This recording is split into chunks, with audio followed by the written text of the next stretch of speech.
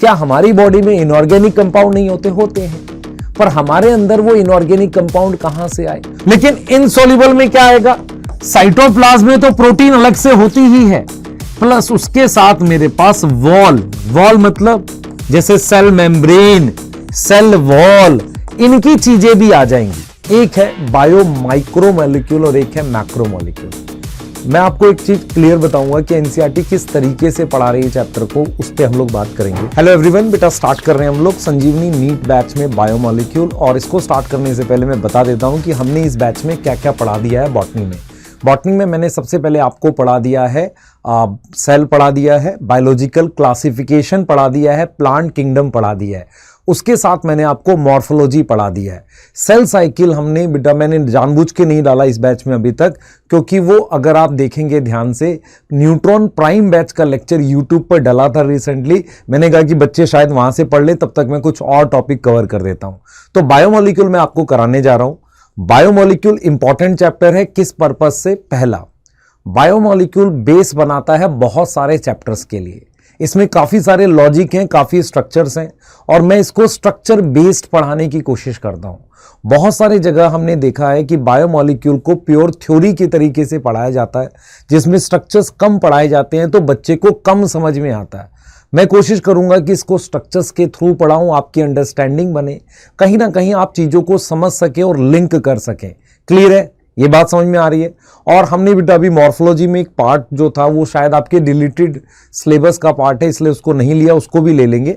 एक छोटा सा लेक्चर पेंडिंग है, उसको भी आपको करा देंगे। और इसके बाद से संजीवनी को हम रेगुलर वे में लेकर चलेंगे। थोड़ा डिले रहा, वो मेरी अपनी हेल्थ की वजह से था, और ऐसा कोई प्लान नहीं था कि हम दूसरे बैचेस में बिजी हो गए। नहीं, आपके जो बैचेस चल रहे हैं यूट्यूब पे, उस पर प्रॉपर क्लासेस दी जाएंगी।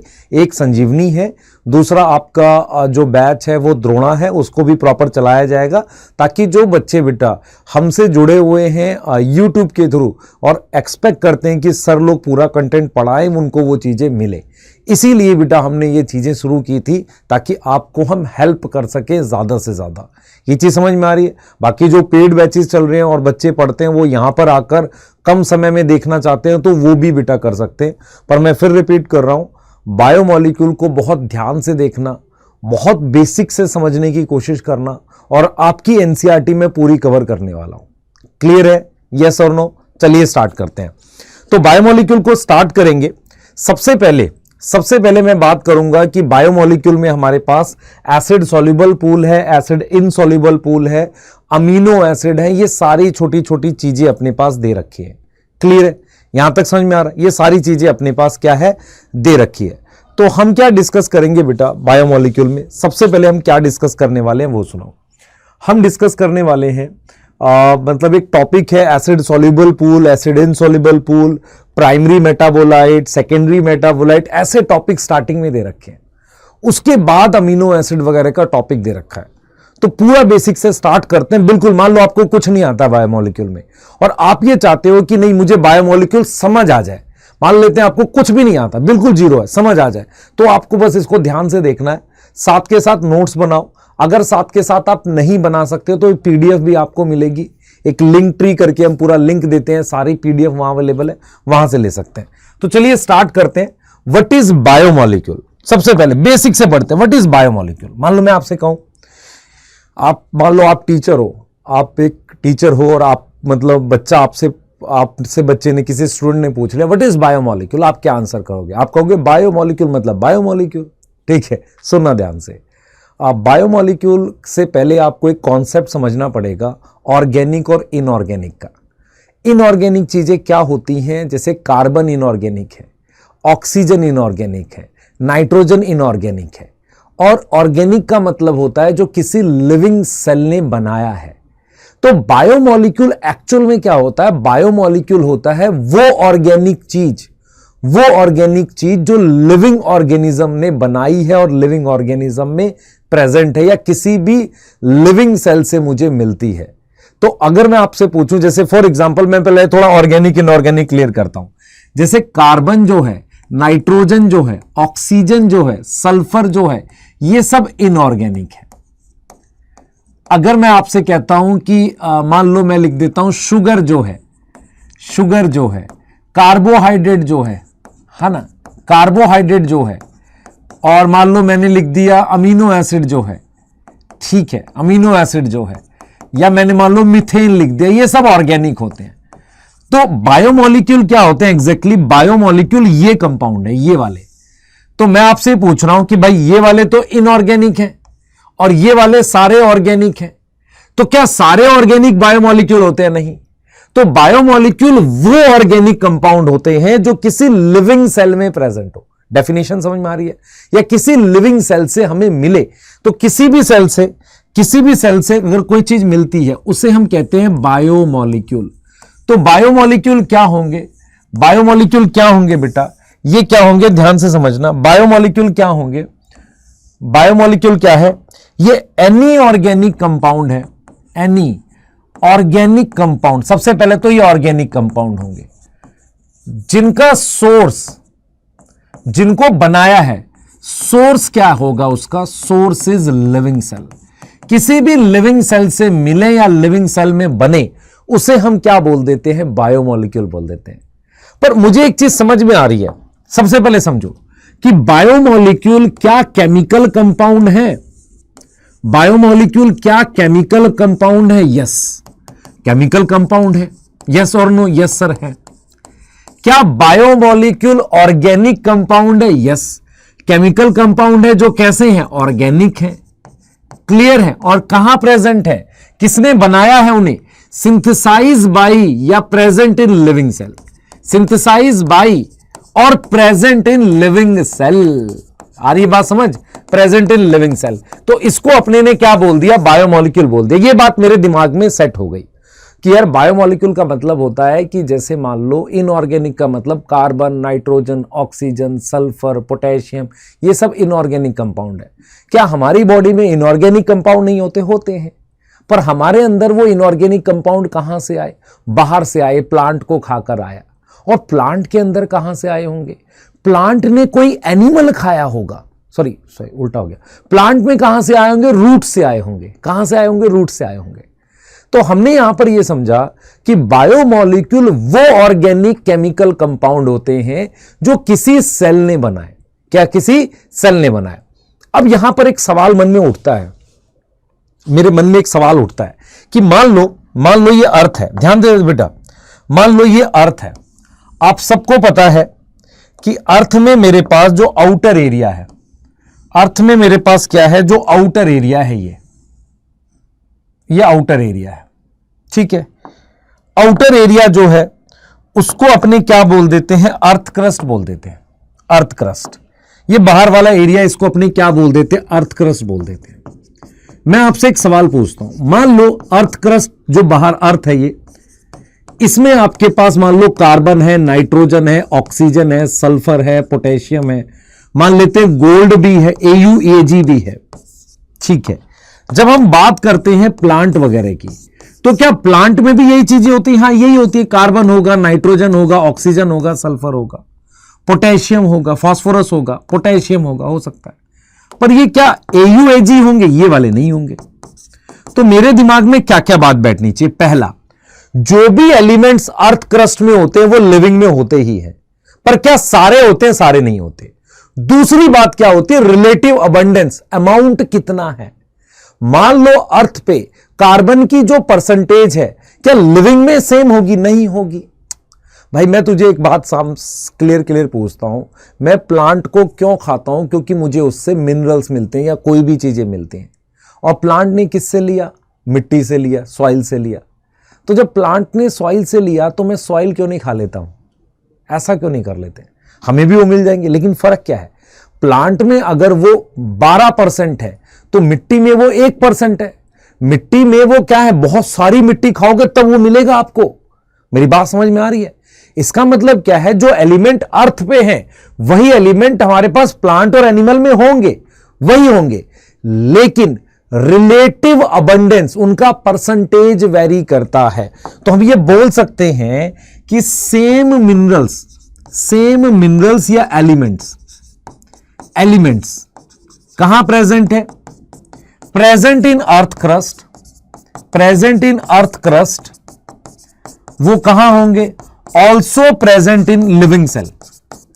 Also present in living cell, वो हमारे पास लिविंग सेल में भी प्रेजेंट होंगे, बट रिलेटिव अबंडेंस अलग होगा, रिलेटिव अबंडेंस वेरी करेगा। रिलेटिव अबंडेंस क्या होगा? वेरी करेगा। वेरी का मतलब है वो अलग अलग होगा, रिलेटिव परसेंटेज अलग अलग होगी। ये बात समझ पा रहे हो? मेरी बात को लॉजिकल तुम्हें लग रहा है कि नहीं? मान लो यार प्लांट जो है वो नाइट्रोजन सॉइल से लेता है, सल्फर सॉइल से लेता है, और हमें सल्फर कहां से मिलता है? प्लांट से। तो क्यों ना हम मिट्टी खा लें? नहीं खा सकते, क्योंकि जितना सल्फर तुम्हें एक छोटी सी लीफ खाने से मिलेगा उसके लिए तुम्हें 10 किलो मिट्टी खानी पड़ेगी। सोच पा रहे हो? लॉजिक है ना? लॉजिक है, लॉजिक है, सही है। अच्छा, इसको लेकर एनसीईआरटी ने क्या किया है, जैसे मान लो ये अर्थ है, तो जो मिनरल मेरे पास अर्थ में होंगे वही मिनरल तो मेरे पास प्लांट में होंगे। हाँ, कुछ ऐसे मिनरल है जो अर्थ में है, प्लांट में नहीं है, वही मिनरल फिर किस में जाएंगे? एनिमल्स में जाएंगे। यस और नो? क्लियर है? यहां तक समझ में आ रही है? ठीक है। लेकिन आपको यह पता चलेगा कि जो अर्थ क्रस्ट में, ध्यान सुनेंगे बेटा, अर्थ क्रस्ट में जो परसेंटेज कार्बन की है, हाइड्रोजन की है, ऑक्सीजन की है, नाइट्रोजन की है, लिविंग में ज्यादा परसेंटेज है। इन चीजों की ज्यादा परसेंटेज किसमें होती है? लिविंग में। सर इसको लिखना है क्या? हाँ, नोट में लिखना है। इस बात को नोट में लिख लेना है, इसके बाद वही बात नोट में लिख लेनी है। ठीक है। और तुम्हारी एनसीईआरटी ने दिया भी है, तुम्हारी एनसीईआरटी ने दिया है कि अर्थ क्रस्ट पे ये देखो हाइड्रोजन इतने परसेंट है, यहां देखो हाइड्रोजन ज्यादा परसेंट है, कार्बन यहां 0.03% है, यहां 18.5 है लिविंग में, ऑक्सीजन मान लो यहां 46.6 है, यहां 65.0 है, यहां नाइट्रोजन लगभग ना के बराबर है, फिक्स करनी पड़ती है सॉइल में, यहां कितनी है? 3.3 लिविंग में। आप देख रहे हो कैल्शियम, यहां पर कैल्शियम देखो थोड़ा ज्यादा है, यहां कम है, कोई बात नहीं, पर देखो सिलिका, सिलिका समझ में आ रहा है? सिलिकॉन, जैसे आपसे मैं पूछूं आपके घर के बाहर जो मिट्टी है वो केमिकली कुछ कंपाउंड तो होगी, यहां वो सिलिका होती है, SiO2 होती है मिट्टी, सॉइल, सॉइल क्या होती है? सिलिका होती है। तो सिलिकॉन अर्थ में होता है पर हमारे अंदर नहीं मिलता। तो आपके पास एनसीईआरटी में एक टेबल दे रखी है, उस टेबल में आपको ये कंपेयर करना है कि बहुत सारे ऐसे मिनरल हैं जो अर्थ क्रस्ट में परसेंटेज कम है, हमारी बॉडी में ज्यादा है, और हमारी बॉडी में सबसे ज्यादा ऑक्सीजन है, फिर कार्बन है, फिर नाइट्रोजन है, फिर कैल्शियम है और फिर हाइड्रोजन है। इनकी परसेंटेज याद करनी है। जैसे मान लो कार्बन कितनी है? 18.5, ऑक्सीजन कितनी है? 65, फिर एक कार्बन हो गई, फिर मेरे पास क्या हो गई? ये नाइट्रोजन हो गई, फिर मेरे पास क्या आ गई? कैल्शियम, फिर मेरे पास आ गई हाइड्रोजन। ये परसेंटेज हमें याद करनी है। पर इस टेबल का लॉजिक क्या है? लॉजिक ये है कि जो मिनरल अर्थ पे है वही मिनरल ह्यूमन बॉडी में है, पर क्या सारे हैं? नहीं, सिलिकॉन लगभग ना के बराबर है। तो क्वेश्चन ये आ सकता है, नेम वन मिनरल, या नाम बताइए उस मिनरल का जो अर्थ पे है पर ह्यूमन बॉडी में नेग्लिजिबल, अर्थ में अच्छे खासे अमाउंट में, दैट इज सिलिकॉन। यस और नो? और मिनरल या एलिमेंट सबसे ज्यादा परसेंटेज में कौन सा है ह्यूमन बॉडी में? दैट इज हमारे पास ये ऑक्सीजन। तो आपको ये सीक्वेंस पता होना चाहिए, सबसे ज्यादा ऑक्सीजन, फिर कार्बन, फिर नाइट्रोजन, फिर कैल्शियम, फिर हाइड्रोजन। 2 क्वेश्चन बनेंगे बस इससे। क्लियर है? और यही चीज तुम्हारी एनसीईआरटी में लिखी है। चलो 1 मिनट में देख लेते हैं एनसीईआरटी क्या बोलती है। एनसीईआरटी कहती है यार हमारे आसपास जो है ना अलग अलग तरह के लिविंग ऑर्गेनिज्म है। एनसीईआरटी कहती है अलग अलग तरह के लिविंग ऑर्गेनिज्म है। सभी लिविंग ऑर्गेनिज्म किसके बने हैं? केमिकल्स के बने, क्योंकि बायोमोलिक्यूल केमिकल्स ही होते हैं। ठीक है। अगर मैं कोई भी एनालिसिस करता हूं जिसे हम कहते हैं एलिमेंटल एनालिसिस, है ना, चाहे मैं प्लांट ले लूं या एनिमल टिश्यू ले लूं या कोई बैक्टीरिया ले लूं, तो मुझे पता चलेगा कि उसमें कार्बन होगा, हाइड्रोजन होगा, ऑक्सीजन होगा और दूसरे मिनरल्स होंगे, दूसरे मिनरल्स भी होंगे।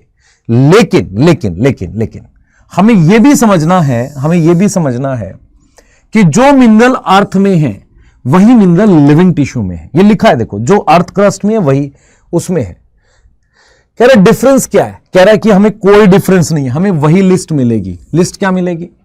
जो मिनरल हमारे अंदर है वही अर्थ पे है, कुछ एक अलग है। मतलब इसने सिमिलर बोला, सेम नहीं बोला, सिमिलर बोला। डिफरेंस क्या है? कह रहा है कि हो सकता है टाइप में, लिस्ट में टाइप में कोई डिफरेंस ना मिले पर अमाउंट में है, मतलब रिलेटिव अबंडेंस। जैसे कार्बन की परसेंटेज अलग है, कार्बन हाइड्रोजन जो है ज्यादा होंगे किस में? लिविंग सेल में। किसके कंपैरिजन में? अर्थ क्रस्ट के कंपैरिजन में। यही तो चीज हमने बताई आपको। देख बेटा, हमने कहा कि कार्बन यहां कितना है, देख देख, कार्बन 18.5 है, यहां तो जल बहुत कम है ना। हाइड्रोजन यहां 0.5 है, यहां 0.14 है।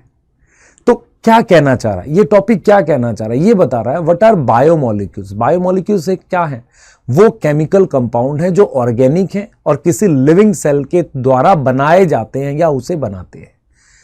कोई भी बायोमोलिक्यूल है या कोई भी लिविंग ऑर्गेनिज्म के अंदर केमिकल प्रेजेंट है, उसके अंदर वही एलिमेंट्स हैं जो अर्थ पे होते हैं। भाई हमारे अंदर कार्बन कहां से आई होगी? अर्थ से ही आई होगी। तो हमने यही चीज समझनी है। पर किसका फर्क होता है? अमाउंट का। रिलेटिव अबंडेंस का मतलब अमाउंट अलग अलग होता है। कोई डाउट है इस बात पे? नहीं।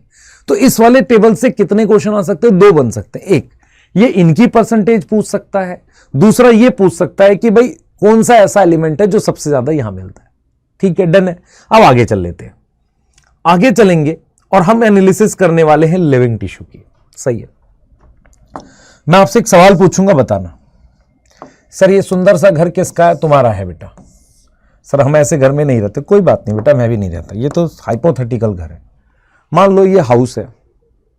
अगर मैं तुमसे पूछूं, ध्यान सुने, अब हम क्या कर रहे हैं, मैंने एक बात समझा दी कि यार लिविंग ऑर्गेनिज्म किसका बना है? केमिकल का बना है।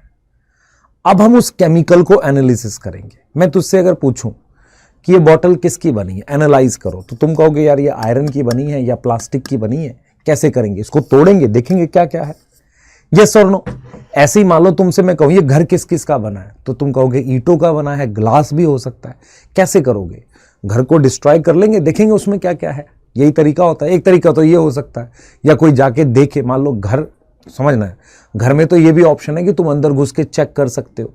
लेकिन अगर मैं तुम्हें पूछूं कि प्लांट और एनिमल सेल किसके बने हुए हैं, वो तो बहुत छोटे होते हैं। जैसे तुम्हारा स्किन सेल बहुत छोटा है, उसकी एनालिसिस कैसे करोगे? तुम सेल के अंदर तो घुस नहीं सकते। तो उसका एक ही तरीका है कि उन सेल्स को, उन टिश्यू को तोड़ो और उसमें देखो कौन कौन से केमिकल है, उसमें चेक करो कौन कौन से केमिकल है। ठीक है, तो कौन कौन से केमिकल हैं उसके लिए क्या कर सकते हैं, जरा देख लेते हैं। उसके लिए एक तरीका होता है कि जैसे ये लीफ है, मान लो ये टिश्यू है, ये लिवर है, ये किसका बना हुआ है? ये प्लांट सेल का बना हुआ है। किसका बना हुआ है? प्लांट सेल का। ये किसका बना हुआ है? एनिमल सेल का। ठीक है, अब हमने क्या किया? हमने क्या किया? ये ले ली है, ये हमने ले ली। ठीक है, ये हमने ले ली। ठीक है, अब हमने क्या किया? इसको पीस लिया। मेरी बात समझने की कोशिश करना। हमने प्लांट सेल ले लिए, मान लो ये रे प्लांट सेल, मान लो ये प्लांट सेल इसमें डाल दी, ऐसे तोड़ लिए सेल को, ये लीफ ले ली, इसको पीस लिया। ऐसे मैंने एनिमल टिश्यू ले लिया। तो मैं, मेरा पॉइंट सिर्फ आपको यह समझाने का है कि अगर मुझे प्लांट टिश्यू, लीफ और ये एनिमल टिश्यू है, इसको ऑब्जर्व करना है, तो मुझे सेल को डैमेज करना पड़ेगा। सेल को डैमेज करके ही उसके अंदर क्या क्या केमिकल है पता चलेगा। उसके लिए क्या तरीका होता है? उसके लिए एक तरीका होता है कि हम प्लांट या एनिमल टिश्यू को एक एसिड में डिसॉल्व करते हैं। डैमेज करके किस में करते हैं? एक एसिड में। उसका नाम होता है try chloro acetic acid. Try chloro acetic acid नाम होता है। सर हमने तो ये पढ़ा है सिर्फ एसिटिक एसिड। हाँ भाई, तूने ये पढ़ा है कि नहीं पढ़ा है? हाँ सर पढ़ा है। अब तुझे अगर इसमें ट्राई क्लोरो लगाना है तो हाइड्रोजन हटा, ट्राई क्लोरो एसिटिक एसिड बन गया, 3 क्लोराइड लगा दिए। हाँ सर ये तो कर लेंगे हम। तो ट्राई क्लोरो एसिटिक एसिड में इनको डैमेज करके इसमें घोलो और उसके बाद देखो कि कितने ऐसे केमिकल हैं जो घुल जाते हैं और कितने नहीं घुलते। पॉइंट ये है, मेरी बात सुनो, पॉइंट ये है कि ये जो सेल है ना, कुछ ऐसी चीजों से बना है जो मोनोमर है। मोनोमर क्या होता है? जैसे मान लो ये अमीनो एसिड हो गए, ध्यान से सुन बेटा, ये हो गए अमीनो एसिड, इसको हम कहते हैं मोनोमर। मोनोमर समझ में आता है? एक यूनिट। और अगर मैं इसकी चेन बना दूं, इसकी चेन बना दूं, तो इसको हम कहते हैं पॉलीमर। तो मुझे यहां पर यह समझना पड़ेगा कि मैंने ट्राइक्लोरो एसिटिक एसिड लिया ही क्यों? क्यों मुझे देखो, मैं आपसे सिंपल कह रहा हूं कि अब मैं क्या टॉपिक पढ़ा रहा हूं कि चलो लिविंग टिश्यू को एनालाइज करते हो, क्योंकि वहीं तो बायोमोलिक्यूल मिलेगा। हां सर वहीं मिलेगा। तो क्यों ना हम क्या करें, इस लीफ को और लिवर को तोड़कर उसके अंदर देखें सेल के अंदर क्या मिलेगा। तो हमने कहा कि मुझे एक ऐसा केमिकल चाहिए जिसका नाम ट्राइक्लोरो एसिटिक एसिड है, जो उसमें मिलने वाले केमिकल के बीच में अंतर ला सके। अब ये अंतर कैसे लाएगा कि ट्राइक्लोरो एसिटिक एसिड क्या करता है कि जो अमीनो एसिड का पॉलीमर है जिसे प्रोटीन कहते हैं, वो प्रोटीन क्या है, नहीं सॉल्युबल होता, नहीं घुलता, लेकिन जो अमीनो एसिड है वो सॉल्युबल हो जाता है। इसका मतलब ये जो एसिड है इसमें ये चीज घुल जाती है, नहीं घुलती, तो कहीं ना कहीं वो अंतर कर रहा है ना। तो हमने क्या किया है, लिविंग टिश्यू को डैमेज करके उसको डिसॉल्व किया है और ये बोला है कि एसिड सॉल्युबल पूल में और इनसॉल्युबल में ये चीजें मिलेंगी। बोलो जल्दी से बताओ, क्लियर है? तो जरा इसको एक बार समझने की कोशिश करते हैं कैसे काम किया, तो जरा देखें हम। तो हमने क्या किया ध्यान देंगे, हमने क्या किया, हमने प्लांट टिश्यू ले ली, लीफ ले सकते हैं यहां पर, एनिमल टिश्यू ले सकते हैं, अलग अलग लेंगे दोनों में से। एनिमल टिश्यू मान लो लिवर ले लिया, लिवर सेल ले लिए, उनको इसमें डिसॉल्व कर दिया। ये क्या है, ये है ट्राइक्लोरो एसिटिक एसिड।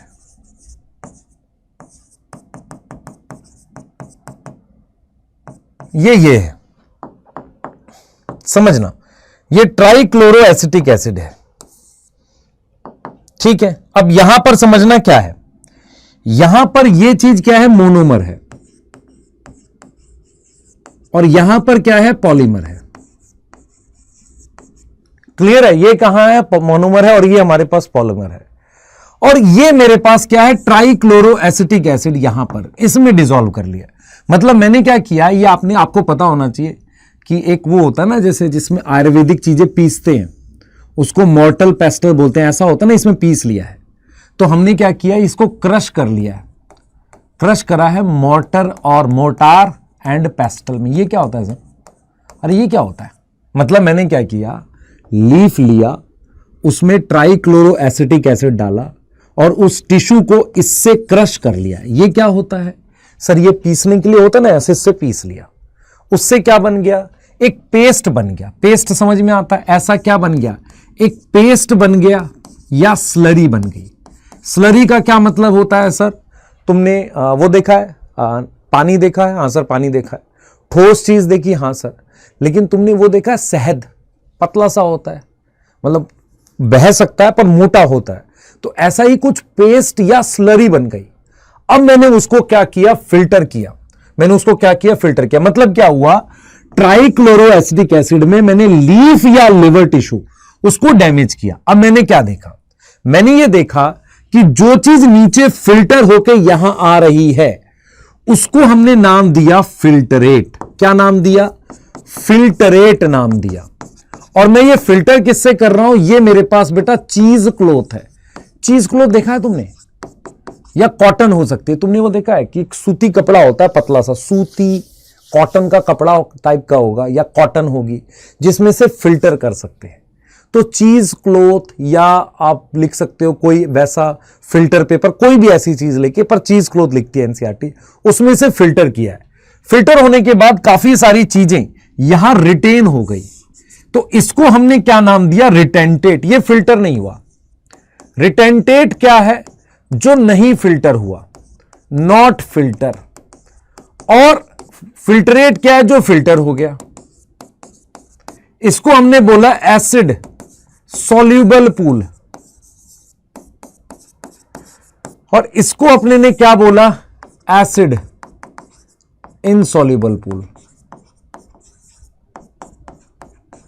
क्लियर है, एसिड इनसॉल्यूबल पूल। तो देख लेते हैं, ध्यान से सुनेंगे। इसका मतलब मैंने आपको क्या समझाया, मैंने आपको समझाया कि जब मैं ये सेल डैमेज करूंगा ना, तो मेरे पास दो तरह के कंपाउंड आएंगे। एक आएगा मोनोमर, छोटा कंपाउंड, वो घुल जाएगा।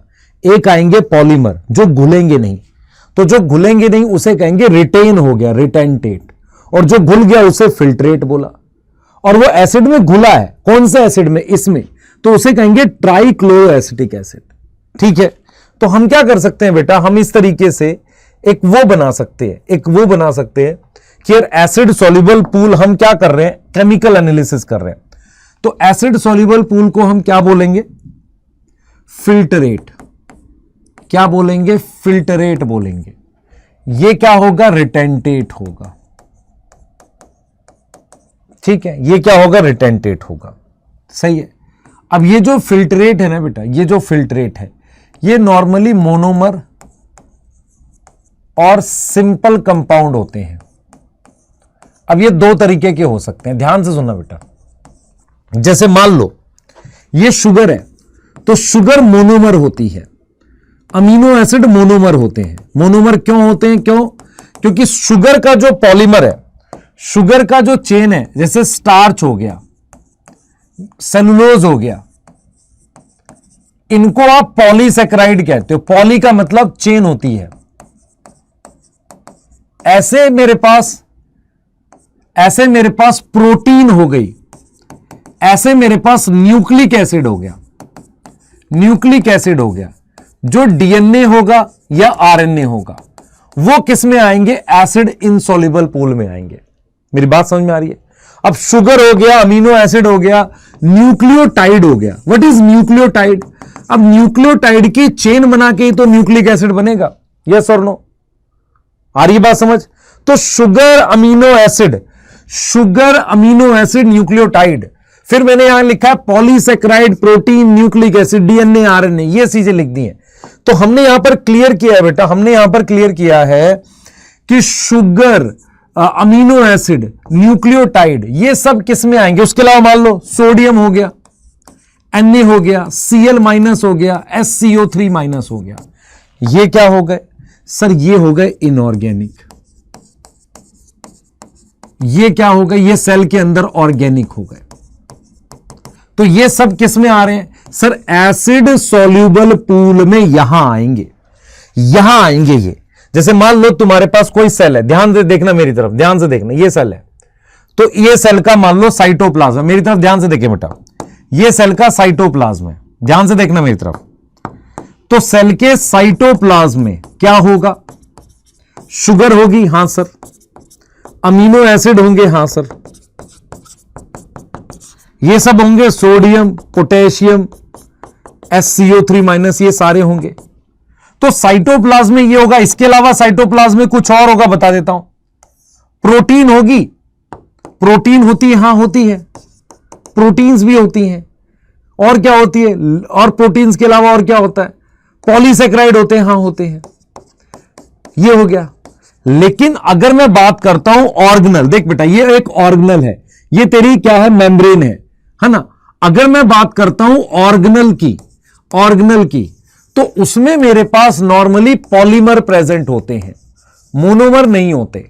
तो आपको क्या क्या सोचना है? आपको यह समझना है कि एसिड सॉल्यूबल पूल में साइटोप्लाज्म का मेन कंपोनेंट आएगा, ठीक है, और इनसॉल्यूबल में कुछ साइटोप्लाज्म से भी आएगी। और जैसे ऑर्गेनल की वॉल है, उस वॉल में हो सकता है प्रोटीन हो सकता है वहां लिपिड भी हो। मेरी बात समझ में आ रही है कि नहीं? आपने सिंपल बात समझनी है। पहले इधर देख, मेरी तरफ देख डाउट तुझे क्या हो रहा है। सबसे पहले इसमें क्या चीज आएगी? जैसे ये सिंगल दिखा रखे हैं, ये मोनोमर आएंगे। इसमें क्या आएगी? जो चेन बनाते हैं, चेन मतलब ये देख, जो चीज चेन बनाएगी, चेन कौन कौन बनाएगी? प्रोटीन, पॉलीसैकेराइड और न्यूक्लिक एसिड। वो किस में आएंगे? एसिड इनसॉल्युबल में आएंगे। सॉल्युबल में क्या आएंगे? मोनोमर आएंगे। पर उसके साथ सोडियम, पोटेशियम, मैग्नीशियम, क्लोराइड, वो भी सॉल्युबल में आएंगे। अब मैंने यहां पर क्या दिखाया तुझे? मैंने ये दिखाया कि जो फिल्टर नहीं होगा वो क्या होगा? उसे रिटेंटेट बोलेंगे। जो फिल्टर होगा उसे फिल्ट्रेट बोलेंगे। तो हमने लिखा है कि फिल्ट्रेट वो है जो सॉल्युबल में आएगा, इनसॉल्युबल में रिटेंटेट आएगा। इसमें मेरे पास स्टार्च, सेलुलोज, डीएनए, प्रोटीन, ये सारी चीजें आएंगी। उसके अलावा एक बहुत इंपॉर्टेंट चीज है लिपिड। लिपिड क्या है? पॉलीमर नहीं होता, नॉट पॉलीमर, बट आता किसमें है? कम इन एसिड इनसॉल्युबल पूल। क्यों? क्योंकि लिपिड ऐसे अलग अलग मिलता है, लेकिन जब मैं उसको एसिड में रखता हूं ना, या किसी सॉल्यूशन में रखता हूं, वो ऐसे इकट्ठा हो जाता है, ऐसे एग्रीगेशन बना देता है। लिपिड क्या है? वो पॉलीमर नहीं है। लिपिड नॉट पॉलीमर, बट वो क्या करता है? एग्रीगेशन बना देता है। क्या बना देता है? एग्रीगेशन। एग्रीगेशन मतलब इकट्ठा हो जाता है। इस वजह से वो किस में आएगा? एसिड इनसॉल्युबल में आएगा। मुझे बताओ, ये जो फिल्ट्रेशन आप कर रहे हो, ये किस हिसाब से कर रहे हो? साइज के हिसाब से हो रहा है कुछ ना कुछ, या सॉल्युबिलिटी के हिसाब से? तो जो छोटी चीज है मोनोमर है वो घुल जा रही है। शुगर घुल जाता है, सॉल्ट्स घुल जाते हैं, न्यूक्लियोटाइड घुल जाता है। न्यूक्लियोटाइड मतलब मोनोमर ऑफ न्यूक्लिक एसिड, वो घुल जाता है। अमीनो एसिड घुल जाते हैं। लेकिन जो घुलते नहीं है वो क्या है? Protein, carbohydrate. कौन से वाले? Polysaccharide, starch, cellulose. अब जरा ये देख, ये सेल है, तो सेल के साइटोप्लाज्म में शुगर, अमीनो एसिड ये भी होता है। और साइटोप्लाज्म में और क्या होता है? साइटोप्लाज्म में प्रोटीन और पॉलीसेक्राइड भी होता है। लेकिन जो दीवारें होती है ना, उसमें प्रोटीन हो सकता है, लिपिड हो सकता है, कार्बोहाइड्रेट हो सकता है, मतलब पॉलीमर होंगे। तो अगर मैं तेरे से बोलूं एसिड सॉल्युबल पूल में मेरे पास क्या आएगा? मेनली साइटोप्लाज्मिक कंपोनेंट आएगा। जो चीजें साइटोप्लाज्म में वो आएंगी। लेकिन इनसॉल्युबल में क्या आएगा? साइटोप्लाज्म में तो प्रोटीन अलग से होती ही है, प्लस उसके साथ मेरे पास वॉल मतलब जैसे सेल मेम्ब्रेन, सेल वॉल, इनकी चीजें भी आ जाएंगी। ऑर्गेनल की वॉल, इनकी चीजें भी आ जाएंगी। क्लियर है? इनकी चीजें भी आ जाएंगी। यहां तक क्लियर है? तो हमने क्या किया? हमने बोला ये फिल्ट्रेट है, ठीक है, ये मोनोमर है, और ये शुगर है, अमीनो एसिड है, न्यूक्लियोटाइड है। यहां पर क्या है? पॉलीसेक्राइड, प्रोटीन, न्यूक्लिक एसिड है, ठीक है। इनऑर्गेनिक क्या है? Sodium Cl-SCO3। यहां पर क्या है? पॉलीमर नहीं है, ठीक है। क्लियर होगी बात? सही है, ठीक है। अब जरा ये देखो, जैसे यहां पर इसने क्या बोला, ध्यान से सुन बेटा। जैसे मैं तुझे क्वेश्चन देता हूं, क्वेश्चन देख कैसे करेगा। क्वेश्चन ऐसे करेंगे, मान ले मैं तुझे दे देता हूं फ्यू कंपाउंड्स, और उसमें पूछता हूं कितने सॉल्युबल में आएंगे, कितने इनसॉल्युबल में। जैसे मान ले मैंने तुझे ग्लूकोज लिख दिया, मैंने तुझे Na+ लिख दिया, मैंने तुझे लिख दिया इंसुलिन, मैंने तेरे को स्टार्च लिख दिया, मैंने लिख दिया DNA, मैंने लिख दिया राइबोसोम, ठीक है, मैंने Cl- लिख दिया, मैंने लिख दिया ग्लाइसिन। अब मैं पूछ रहा हूं तेरे को, बताओ एसिड सॉल्युबल और इनसॉल्युबल कौन है? देख लॉजिक कैसे यूज करेंगे। ग्लूकोज क्या है सर? शुगर है, तो शुगर होने की वजह से क्या होगा? एसिड सॉल्युबल पूल में होगा। सोडियम क्या है? आयन है। आयन किस में मिलेगा? साइटोप्लाज्म में, एसिड सॉल्युबल पूल। इंसुलिन क्या है? एक प्रोटीन है, तो हमने क्लियरली बोला है कि प्रोटीन किस में मिलेंगे? इनसॉल्युबल में मिलेंगे। क्लियर है? तो प्रोटीन मेरे पास एसिड इनसॉल्युबल पूल में मिलेगा। स्टार्च क्या है? वो भी मुझे एसिड इनसॉल्युबल में मिलेगा, क्योंकि पॉलीमर है, पॉलीसेक्राइड है, ग्लूकोज की चेन है। इस ग्लूकोज की चेन को स्टार्च कहते हैं। तो डीएनए भी किस में मिलेगा? एसिड इनसॉल्युबल पूल में। अब मुझे बताओ राइबोसोम किसका बना है? सर राइबोसोम बना है आरएनए का और साथ में प्रोटीन का। आप खुद से बता, आरएनए एसिड इनसॉल्युबल में मिलेगा और ये भी एसिड इनसॉल्युबल में मिलेगा। Cl- किस में मिलेगा? एसिड सॉल्युबल पूल में। ग्लाइसिन क्या है? अमीनो एसिड है, तो अमीनो एसिड किस में मिलेगा? सर अमीनो एसिड मिलेगा एसिड सॉल्युबल पूल में। तो तुझे यह समझना पड़ेगा कि कौन सी चीज कहां मिलेगी। इसीलिए मैंने बोला कि जैसे तो सेल देखेगा ना, उसके साइटोप्लाज्म में ये चीजें तो होती हैं सॉल्युबल वाली, उसके अलावा इनसॉल्युबल की चीजें होती हैं। लेकिन जो सेल की दीवार है, ऑर्गेनल की दीवारें हैं, उसमें जो भी होगा वो एसिड इनसॉल्युबल में होगा। सर ये कहीं लिखा है, मैं तुझे दिखा देता हूं, देख। सबसे पहले तो तू ये देख बेटा, हम क्या करेंगे? केमिकल एनालिसिस करेंगे, यस और नो। लिवर लेंगे या लीफ ले सकते हैं, उसको पीसेंगे किसमें? मॉर्टल पेस्टल में। चीज क्लॉथ से फिल्टर करेंगे, सही है। और मुझे दो चीजें मिलेंगी, एक फिल्ट्रेट जो फिल्टर होगा, और एक जो सॉल्युबल है, और एक रिटेंटेड जिसको एसिड इनसॉल्युबल फ्रैक्शन बोलेंगे। डन है? बताओ डन है? यस और नो? यस और नो बताओ।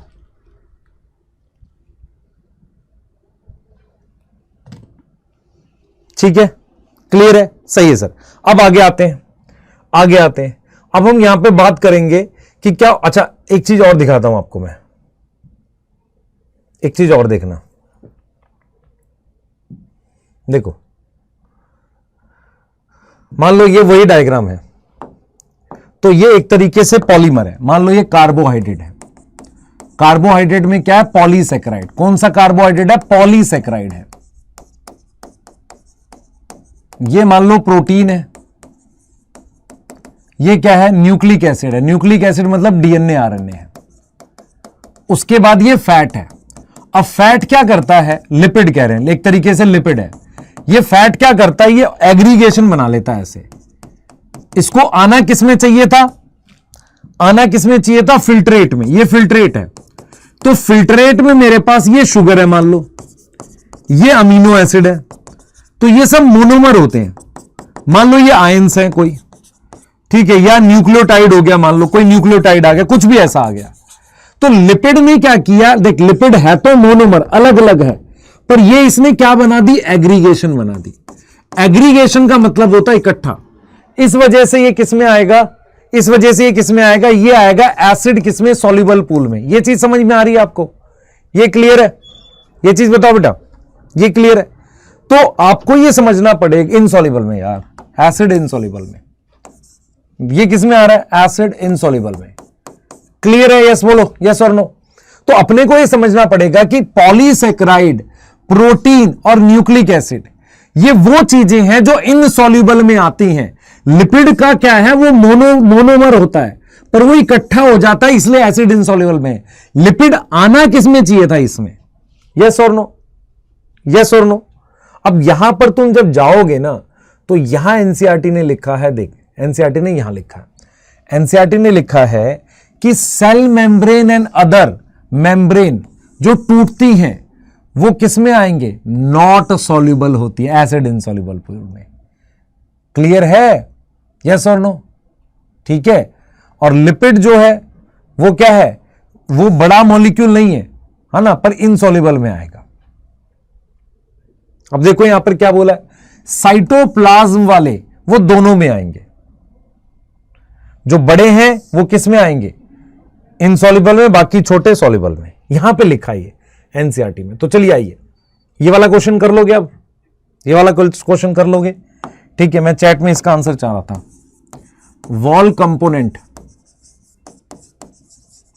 वॉल कंपोनेंट मतलब सेल वॉल वगैरह, एसिड इनसॉल्युबल में है, एसिड सॉल्युबल में है, या बोथ में है। और अगर मैं साइटोप्लाज्म की बात करूं, वो किस में है, एसिड इनसॉल्युबल में है, एसिड सॉल्युबल में है, या ये भी बोथ में है। ये अपने आप तुम करोगे क्वेश्चन, दोनों का आंसर बताओ, ये 1 है 2 है, चैट में आंसर चाहिए मुझे तुमसे, ठीक है। आ जाओ, एक और एनालिसिस है। एक तो हमने केमिकल एनालिसिस कर ली, ये कौन सी एनालिसिस करी थी अभी सर, हमने क्या किया था, हमने बायोमोलिक्यूल की परिभाषा पढ़ी और हमने क्या किया, लिविंग टिश्यू को एनालाइज कर लिया। 2 ग्रुप में हमने कहा कि एक ग्रुप बन रहा है एसिड सॉल्युबल पूल का और एक बन रहा है इनसॉल्युबल का। सॉल्युबल का मतलब होता है जो एसिड में घुल रहा है, इनसॉल्युबल का मतलब होता है जो एसिड में नहीं घुल रहा है। ऐसे करके बना लिया। और इससे मुझे पता चला कि जो पॉलीमर होते हैं, पॉलीमर मतलब जो पॉलीसेकेराइड, स्टार्च और सेलुलोज, प्रोटीन्स और न्यूक्लिक एसिड, ये इनसॉल्युबल में आते हैं। फैट को आना सॉल्युबल में था पर वो इनसॉल्युबल में आया, ठीक है। अब इसके अलावा एक और एनालिसिस है जिसे हम कहते हैं कि एक तरीके से डिस्ट्रॉय करके देखते हैं। देख बेटा देख, सुन, तेरे पास ये प्लांट है, इसमें ये लीफ है, तूने क्या किया, इसकी ये लीफ ले ली, इसकी ये क्या ले ली, लीफ ले ली, ऐसे ये लीफ है, ठीक है, ये लीफ है। तूने जो ये लीफ ली है, ये जो लीफ ली है, ठीक है, लीफ ली है, ये लीफ जो आया है ये फ्रेश वेट आया है, ये क्या आया है, फ्रेश वेट आया है, फ्रेश वेट आया। अब इसमें से अगर मैंने पानी इवेपोरेट कर दिया, पानी हटा दिया इसमें से, ठीक है, पानी उड़ा दिया, तो अब मैं आपसे पूछता हूं फ्रेश वेट में क्या क्या है। सबसे पहले तो पानी होता है और उसके अलावा क्या होता है, ऑर्गेनिक। ऑर्गेनिक समझ में आता है बेटा, ऑर्गेनिक मतलब मान ले भाई कार्बोहाइड्रेट होगा, प्रोटीन होगी, लीफ में सब कुछ होगा कि नहीं होगा, यस सर, ये सारी चीजें होंगी, न्यूक्लिक एसिड होगा, शुगर होंगी, ये सारी चीजें इसमें होंगी, ऑर्गेनिक है। प्लस साथ में क्या होती है, इनऑर्गेनिक चीजें, आयंस भी होते हैं। भाई कोई लीफ है ना, वो तो सेल की बनी हुई है, उसमें ऑर्गेनिक इनऑर्गेनिक दोनों होगा, पानी भी तो होगा। अब मान लो तुमने पानी हटा दिया उसका, तो अब जो लीफ बच गई मुरझाई हुई ऐसे, उसे उसका क्या बोलेंगे? ड्राई वेट बोलेंगे। क्या बोलेंगे? ड्राई वेट बोलेंगे। अब हमने क्या किया? इसका कंबशन कर दिया। अब हमने क्या करा? इसका कंबशन कर दिया। कंबशन करने को अपने क्या बोलते हैं? ऑक्सीडेशन। कंबशन करने को अपने क्या बोलते हैं? ऑक्सीडेशन। जला दिया। उसके बाद मेरे पास ऐश बच गई, राख बच गई, इसे हम कहते हैं ऐश वेट। अब आप में से कितने बच्चों को यह याद है क्लास 10th का? अगर ऑर्गेनिक कंपाउंड जलाओगे तो क्या बनेगा सर? अगर कंबशन करेंगे तो क्या बनेगा सर? CO2 बनेगा और पानी बन जाएगा, उड़ जाएगा, जो भी है। तो ऐश वेट में मतलब ऑर्गेनिक जल गया तो यहां सिर्फ क्या बचेगा? इनऑर्गेनिक बचेगा।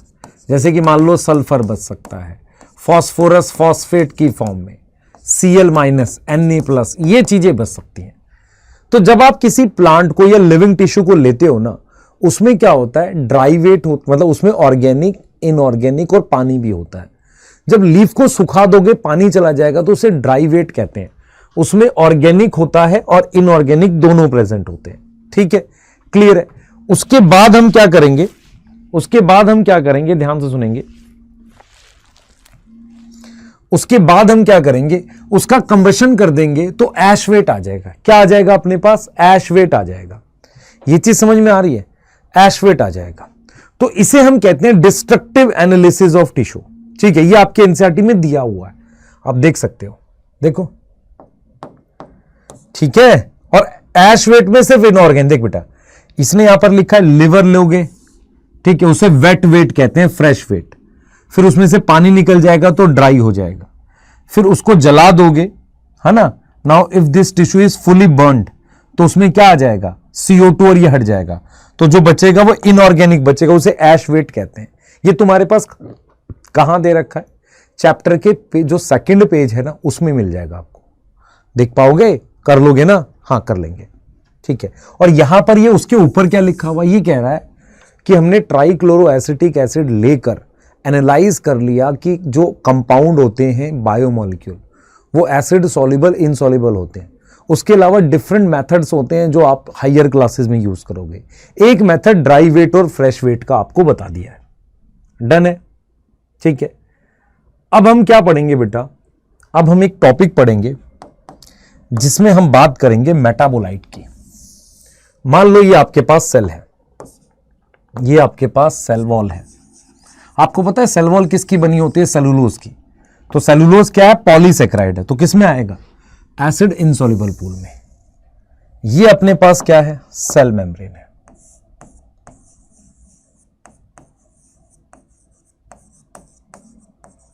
ये अपने पास क्या है? सेल मेम्ब्रेन है। ठीक है, सेल वॉल किसकी बनी है? सेलुलोज की। सेल मेम्ब्रेन किसकी बनी है? लिपिड की प्लस प्रोटीन की। क्लियर है? यहां तक समझ में आ गई? यहां तक क्लियर है? ठीक है ना? हाँ, ठीक है, तो आगे की बात करते हैं। अब मैं जो आपको बोलने जा रहा हूं उसको समझना। मान लो मेरे पास आप ये प्लांट, ये क्या होता है? ये मान लेते हैं ये एक क्लोरोप्लास्ट है। इसके अंदर बाहर से CO2 आई। ठीक है, बाहर से CO2 आई। अब ये CO2 ग्लूकोज में कन्वर्ट हो गई। तो ग्लूकोज एक तरह का क्या हो गया? मेटाबोलाइट हो गया। मतलब मेटाबोलाइट का मतलब क्या होता है? What is metabolite? मेटाबोलाइट का मतलब होता है कोई भी ऐसा ऑर्गेनिक कंपाउंड, कोई भी ऐसा ऑर्गेनिक कंपाउंड जो कहां प्रेजेंट है? जो प्रेजेंट है हमारे पास किसमें? प्रेजेंट इन सेल, जो सेल में प्रेजेंट है ना, सेल में प्रेजेंट है, और कोई ऑर्गेनिक कंपाउंड, उसको मेटाबोलाइट बोल सकते हैं। मान लो ग्लूकोज कन्वर्ट हो गया स्टार्च में, तो स्टार्च भी क्या है? मेटाबोलाइट है। लेकिन जो ग्लूकोज है उसने ये बाहर इकट्ठा होकर ये सेल वॉल का सेलुलोज बना दिया यहां। तो जो सेलुलोज बनाया वो भी एक मेटाबोलाइट है, मेटाबोलाइट है। लेकिन अब जो ये सेलुलोज है ना, ये कोई काम नहीं कर रहा, ये सिर्फ काम कर रहा है प्रोटेक्शन का। मेरी बात समझने की कोशिश करना। CO2 बाहर से आया, ये मेटाबोलाइट नहीं है, ये बाहर का कंपाउंड है। मेटाबोलाइट वो होता है जो सेल एक ऑर्गेनिक कंपाउंड होता है, हो सकता है वो बाहर से आ सकता है, जैसे हेटेरोट्रॉफिक सेल में ग्लूकोज कहां से आएगा, बाहर से आ सकता है। ग्लूकोज, स्टार्च, अमीनो एसिड्स, ये बायोमोलिक्यूल भी हैं, ये मेटाबोलाइट भी हैं। पर हम फंक्शन को लेकर उन बायोमोलिक्यूल्स को दो तरह के मेटाबोलाइट में डिवाइड करते हैं। मेटाबोलाइट क्या होता है, एक ऑर्गेनिक कंपाउंड होता है प्रेजेंट इन सेल, जो क्या हो सकता है, वो कन्वर्ट होता रहता है, कन्वर्ट होता है एक फॉर्म में, वन फॉर्म टू अनदर, एक फॉर्म से दूसरी फॉर्म में इनटू अनदर। उसको हम क्या बोलते हैं, मेटाबोलाइट बोलते हैं। क्या बोलेंगे, मेटाबोलाइट बोलेंगे उसको, अपने क्या बोलेंगे, मेटाबोलाइट बोलेंगे। ठीक है, हमने क्या बोला, हमने क्या करा, एक क्लासिफिकेशन बायोमोलिक्यूल की पढ़ी, एसिड सॉल्युबल पूल, और दूसरी पढ़ी इनसॉल्युबल पूल। एक क्लासिफिकेशन हम ऐसे पढ़ रहे हैं कि यार बायोमोलिक्यूल जो है ना, वो जो सेल के अंदर होते हैं वो एक दूसरे में कन्वर्ट हो रहते हैं। जैसे मान लो ग्लूकोज स्टार्च में कन्वर्ट हो गया, ग्लूकोज सेलुलोज में कन्वर्ट हो गया, कुछ रिएक्शंस चलते रहते हैं। तो ऐसे बायोमोलिक्यूल जो रिएक्शंस में इन्वॉल्व होते हैं उन्हें हम क्या बोलते हैं, मेटाबोलाइट बोलते हैं। अब यार कोई तो ऐसे भी होंगे ना जो बन गए अब यूज ही नहीं हो रहे, जैसे सेलुलोज है, अब ये बन गया, इसका कुछ कन्वर्जन नहीं हो रही है, तो ये प्रोटेक्शन का काम कर रहा है। अब ये स्टार्च है, ये एनर्जी बना सकता है। तो बहुत सारे ऐसे बायोमोलिक्यूल होते हैं जिनका रोल हमें पता होता है, जो एक से दूसरी फॉर्म में कन्वर्ट होते रहते हैं, चलते रहते हैं, मतलब कुछ ना कुछ उनका होता रहता है। उन्हें हम कहते हैं प्राइमरी मेटाबोलाइट। पर ऐसे मेटाबोलाइट जिनका हमें यह पता हो गया कि यार ठीक है, अब ये प्रोटेक्शन कर रहे हैं, कोई और स्पेशल रोल नहीं है, या हमें हो सकता है इनका रोल पता ही नहीं हो, किसी रिएक्शन के ये बाई प्रोडक्ट हो। जैसे फॉर एग्जांपल, मैं आपको एक एग्जांपल दे देता हूं, जो हमारे पास रबड़ है, रबड़ प्लांट रबड़ बनाता है, वो रबड़ आपके लिए बनाता है या मेरे लिए बनाता है? सर ह्यूमन को तो रबड़ की जरूरत होती है, ठीक है। या जो प्लांट है तंबाकू का, टोबैको का, वो निकोटीन बनाता है, तो निकोटीन वो अपने लिए बनाता हो, उसे स्मोक करना है या उसे गुटखा खाना है, बता भाई। पर वो उसके अंदर कोई रोल नहीं पता हमें, पर हमारे बेनिफिट का तो है।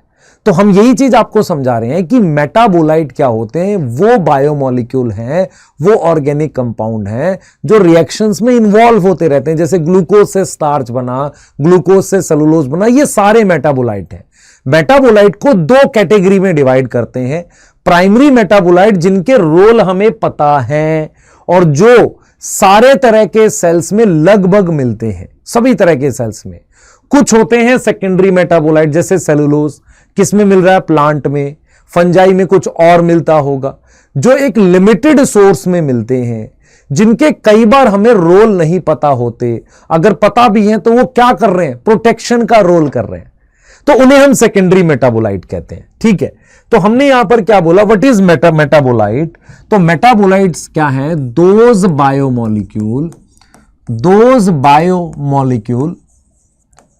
जो क्या है, इन्वॉल्व होते हैं इन सम टाइप ऑफ रिएक्शंस, कुछ तरह के रिएक्शंस में इन्वॉल्व हैं, उनको हमने क्या बोल दिया, मेटाबोलाइट बोल दिया। उनको हमने क्या बोल दिया, मेटाबोलाइट बोल दिया, सम टाइप ऑफ रिएक्शंस में इन्वॉल्व हैं। ठीक है, क्लियर है। जैसे एग्जांपल मैंने लिख दिया, स्टार्च हो सकता है, ग्लूकोज हो सकता है, स्टार्च हो सकता है, निकोटीन हो सकता है, सेलुलोज हो सकता है, मतलब ये वो केमिकल्स एक तरीके से। अब मेटाबोलाइट दो तरीके के हम लिख रहे हैं, सेल के अंदर मेटाबोलाइट भी अपने दो तरह के लिख रहे हैं, एक अपने लिख रहे हैं प्राइमरी और एक सेकेंडरी। तो प्राइमरी मेटाबोलाइट क्या होता है बेटा, इनका रोल आइडेंटिफिएबल है, आइडेंटिफिएबल, हमें रोल पता है। ठीक है, और ये सभी तरह के सेल में होते हैं, present in all type of cell. All type of cell का मतलब क्या हुआ, ये एनिमल सेल में भी है, ये प्लांट सेल में भी है, ये फंजाई सेल में भी है, और ये बैक्टीरिया सेल में भी है, माइक्रोब्स में भी है। अब ये जो है मेरे पास, इनका रोल नॉन आइडेंटिफिएबल होता है। क्लियर है? और ये कहां प्रेजेंट होते हैं, not present in all type of cell. All type of cell. Clear है? ये कहां प्रेजेंट होंगे? ये कहां प्रेजेंट होंगे? ये प्रेजेंट है, present in plant cell, fungi and bacteria, इनमें प्रेजेंट है। मैं एनिमल में नहीं लिख रहा क्योंकि मुझे इनका रोल नहीं पता, या प्रोटेक्शन का रोल होता है। ऐसा नहीं है कि मुझे बिल्कुल नहीं पता, हो सकता है मुझे रोल पता हो, प्रोटेक्शन का हो। पर ये क्या करते हैं बेटा, ये कुछ इकोनॉमिक इंपॉर्टेंस के होते हैं। इकोनॉमिक मतलब ह्यूमन की बेनिफिट के होते हैं, इंपॉर्टेंस फॉर ह्यूमन, ह्यूमन के इंपॉर्टेंस के होते हैं। सर ये वाले नहीं होते। जैसे मान ले स्टार्च तो सेल के अंदर जरूरत है ना, वो क्या नाम है, ग्लूकोज तो सेल के अंदर भी जरूरत है ना, तो सेल के अंदर जरूरत है, पर हमारे लिए कोई ऐसी इकोनॉमिक इंपॉर्टेंस नहीं है। जैसे मैं तुझे दिखाता हूं, ध्यान से देख। सेकेंडरी मेटाबोलाइट के एग्जांपल में जैसे पिगमेंट्स हैं, ये आ गए, तो पिगमेंट्स में एग्जांपल आते हैं कैरोटिनॉइड्स और एंथोसाइनिन। एंथोसाइनिन क्या होता है बेटा, एक ऐसा पिगमेंट होता है जो एक कलर देता है, पर्पल कलर, ठीक है। फिर कुछ एल्कोलॉइड होते हैं जैसे मॉर्फिन, मॉर्फिन हो गया। कोडीन बेटा कहां डालते हैं, कफ सिरप में डालते हैं। तो ये क्या प्लांट में किस लिए होंगे, खांसी हो रही है प्लांट को? नहीं, प्लांट में इनका रोल हमें नहीं पता, पर हमारे बेनिफिट के हैं। ये प्लांट में, फंजाई में, माइक्रोब्स में मिलते हैं। टार्पिनॉइड, मोनोटार्पिनॉइड, डाइटार्पिनॉइड, इसमें से कुछ प्लांट हार्मोन्स बनते हैं। Essential oil, lemon grass oil. Toxins होते हैं जैसे एब्रिन, राइसिन किस में मिलता है, कैस्टर में मिलता है। कुछ लैक्टिन्स होती हैं बेटा, ये लैक्टिन्स क्या होती हैं, कुछ खास तरह की प्रोटीन्स होती है लैक्टिन, जो एक तरीके से प्रोटेक्शन का काम करती है, मतलब एक तरह का स्टोरेज का काम करती है, मतलब पॉलीसेक्राइड को स्टोरेज में मदद करती है और प्रोटेक्शन का काम करती है। उसका एग्जांपल कॉनकेवलिन ये है, ये 2021 में शायद आया था या 22 में। ड्रग्स है विनब्लास्टिन, करक्यूमिन। करक्यूमिन किस में मिलती है, हल्दी में, हल्दी सुना है आपने, उसमें मिलती है। और पॉलीमरिक जैसे रबड़, गम, सेलुलोज। तो ये क्या है बेटा, देखो ये ग्रुप का नाम है, ये उसका एग्जाम्पल है। एल्कोलॉइड क्या है, केमिकल का नाम है, मतलब जैसे सेकेंडरी मेटाबोलाइट एल्कोलॉइड, एल्कोलॉइड के ये एग्जाम्पल है। लैक्टिन्स का ये एग्जाम्पल है कॉनकेवलिन। तो ये वो मेटाबोलाइट है जो किसी प्रोसेस का बाई प्रोडक्ट हो सकते हैं। ये मतलब प्रोटेक्शन का काम कर सकते हैं। हमें रोल नहीं पता उस ऑर्गेनिज्म में, कौन सा ऑर्गेनिज्म, प्लांट, फंजाई या वो, लेकिन हमारे बेनिफिट के हो सकते हैं। इन्हें हम क्या बोलते हैं, सेकेंडरी मेटाबोलाइट बोलते हैं। तो ये भी एक क्लासिफिकेशन है जो मतलब फॉलो करते हैं हम। एक और क्लासिफिकेशन है बायोमोलिक्यूल्स की, जिसके अराउंड एनसीईआरटी बात करती है। एक है बायो माइक्रोमोलिक्यूल और एक है मैक्रोमोलिक्यूल। मैं आपको एक चीज क्लियर बताऊंगा कि एनसीईआरटी किस तरीके से पढ़ा रही है चैप्टर को, उस पर हम लोग बात करेंगे। बायो माइक्रोमोलिक्यूल का क्या मतलब है जरा समझे। बायो माइक्रोमोलिक्यूल का मतलब है, बायो माइक्रोमोलिक्यूल का मतलब है कि हमारे पास ये छोटे होते हैं, इसका मतलब इनका वेट कम होगा। तो इनका मॉलिक्यूलर वेट लगभग 800 डेल्टान होता है और लेस, इतना होगा। इन्हें कहते हैं बायो माइक्रोमोलिक्यूल। डेल्टान क्या यूनिट है, इनका मॉलिक्यूलर वेट मोर देन, एक और क्लासिफिकेशन है, 800 डेल्टान है। यस सर, यस और नो, यस सर। अब अगली बात समझना ध्यान से, अगली बात सोचना अपने दिमाग में। ये नॉर्मली क्या होता है, ये नॉर्मली आते हैं एसिड सॉल्युबल पूल में, क्योंकि ये स्मॉल होते हैं और नॉन पॉलीमरिक होते हैं। यस और नो, ठीक है। उसका और अलावा हम लिख सकते हैं, ये हमारे पास साइटोप्लाज्म में मिलते हैं। इनके एग्जाम्पल सुन लो। जैसे एग्जाम्पल में आएगा अमीनो एसिड्स, इसमें अमीनो एसिड्स आ जाएंगे। तो अमीनो एसिड का पॉलीमर क्या होता है, प्रोटीन। तो प्रोटीन किसका पॉलीमर है, अमीनो एसिड की चेन है ऐसे, तो वो इसमें आएगा बायो मैक्रोमोलिक्यूल में।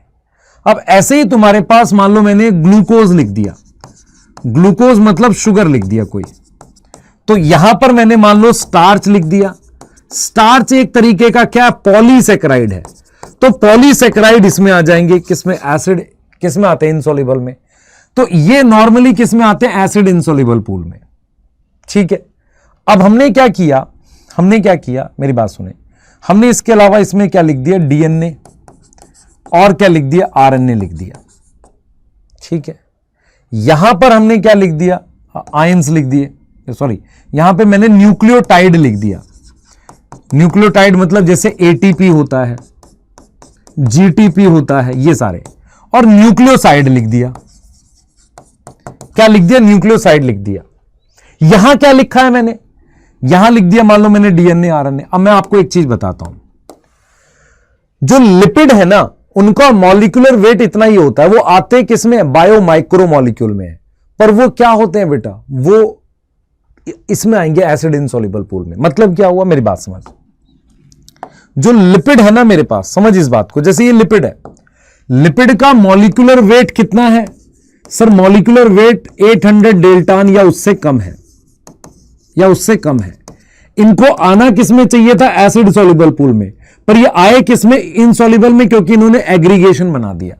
तो मैं आपसे अगर पूछूं कि लिपिड जो है, लिपिड क्या है, मॉलिक्यूलर वेट कितना है, मान लो 800 डेल्टान है, क्या वो पॉलीमरिक है, नहीं, पॉलीमरिक है नहीं, ठीक है, पर वो आएगा किसमें, एसिड इनसॉल्युबल में आ रहा है, यस। लेकिन जो ये कार्बोहाइड्रेट है, कौन कौन से, पॉलीसेक्राइड, पॉलीसेक्राइड, और कौन से, प्रोटीन्स, और कौन सी, डीएनए आरएनए,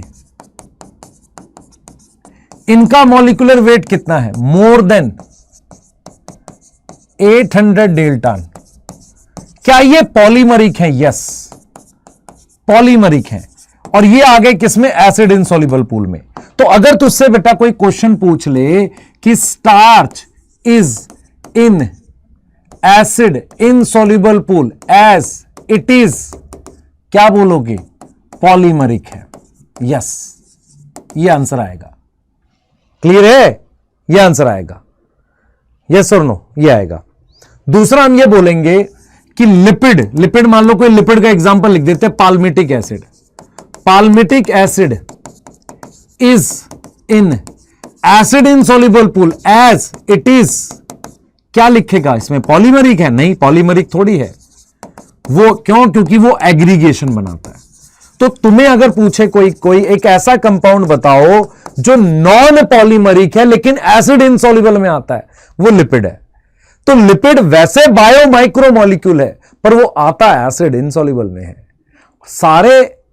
सारे जो बायो माइक्रो मॉलिक्यूल है, छोटे साइज के हैं, जैसे अमीनो एसिड, ग्लूकोज, फ्रक्टोज, ये सब किस में आते हैं, एसिड सॉल्युबल में आते हैं। लिपिड अकेला ऐसा बायो माइक्रो मॉलिक्यूल है जिसका मॉलिक्यूलर वेट कम ही है, पर वो आता इनसॉल्युबल में है, क्योंकि वो एग्रीगेशन, इकट्ठा हो जाता है। ये आएगा आंसर, समझ में आ रहा है। ये कॉन्सेप्ट है बेटा बहुत इंपॉर्टेंट। जैसे हम देख सकते हैं, देखो एसिड इनसॉल्युबल में देखो 4 चीजें आती हैं, देख क्या आती है, एक आता है प्रोटीन, एक nucleic acid, polysaccharide, lipid. These classes of compound with the exception of lipid have molecular weight। देख रहे हो, लिपिड को छोड़ के इनका 10,000 डेल्टान, देख रहे हो कितना ज्यादा होता है। For this very reason, biomolecule chemical compound found in are of 2 type, one which have molecular weight less than 1000 या 800 डेल्टान, उन्हें बोलेंगे माइक्रोमोलिक्यूल। तो माइक्रोमोलिक्यूल क्या होंगे, जिनका मॉलिक्यूलर वेट 800 या 1000 डेल्टान से कम होगा, और मैक्रोमोलिक्यूल क्या होंगे, जिनका ज्यादा होगा। यस और नो, यस यस यस, ठीक है। तो हमने क्या करना है बेटा, हमने उसी हिसाब से आगे बढ़ना है, उसी हिसाब से हमने आगे बढ़ना है, चीजों को समझ के चलना है कि हमारे पास हमने क्या किया है। हमने मान लो लिपिड की बात की, तो लिपिड का मॉलिक्यूलर वेट कम है, लिपिड का मॉलिक्यूलर वेट कम है, पर वो पॉलीमरिक नहीं है, वो एसिड इनसॉल्युबल में आता है क्योंकि एग्रीगेशन बनाता है। बाकी पॉलीसेक्राइड, प्रोटीन, डीएनए, आरएनए, ये वो कंपाउंड है जो इनसॉल्युबल में आएंगे। तो इनसॉल्युबल में कौन कौन आएगा, 3 ग्रुप ये हो गए और एक लिपिड हो गया। लिपिड क्यों आ रहा है, क्योंकि वो पॉलीमरिक है कि नहीं, ठीक है। अब मेरे पास क्या आ गया बेटा, अब तुम्हारे पास जरा चैप्टर का सीक्वेंस समझो। एनसीईआरटी ने क्या किया है, एनसीईआरटी ने बायोमॉलिक्यूल को इस तरीके से बोला है, ठीक है, उसने लिखा है अमीनो एसिड। उसने फिर क्या लिखा है, उसने उसके बाद बता दिया है शुगर्स। ठीक है, उसके बाद उसने क्या बता दिया है बेटा, उसने उसके बाद बता दिया है लिपिड्स। उसके बाद नाइट्रोजिनस बेस।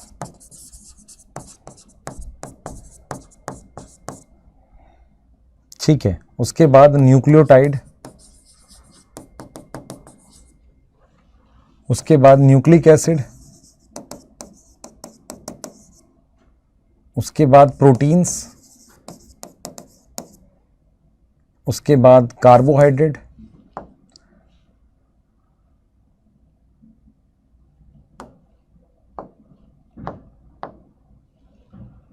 देख लेते हैं, देख बेटा, प्रोटीन्स, फिर पॉलीसेक्राइड,